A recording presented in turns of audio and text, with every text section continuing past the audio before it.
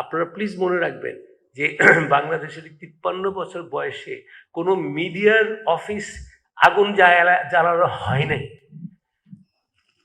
সর্বপ্রথমবারের মতন প্রথম আলো ডেইলি স্টার অফিসে আগুন জ্বালালো কেন?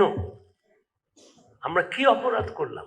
আমি এটা অনুরোধ করব সমস্ত মিডিয়াকে যে সত্যিকার অর্থে আপনারা এটা প্রশ্ন করবেন।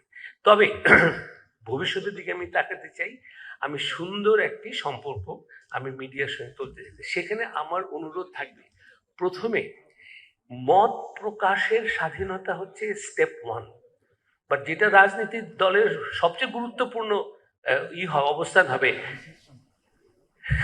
মানে কি বলবো, ক্রিটিক্যাল মত প্রকাশের স্বাধীনতা। মত প্রকাশের স্বাধীনতা আছে, কিন্তু আপনার আমি সমালোচনা করব সেইটার স্বাধীনতা। এখন সালাউদ্দিন ভাই, you are very friendly to the media because you are out of পাওয়ার।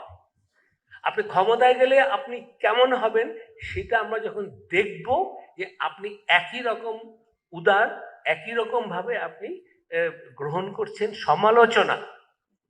আমাদের এই 53 বছরের রাজনীতিতে বড় বড় অভিজ্ঞতা হলো যে কোনো সরকার কোনো দিন তারা ক্রিটিক্যাল জার্নালিজম একসেপ্ট করে নাই।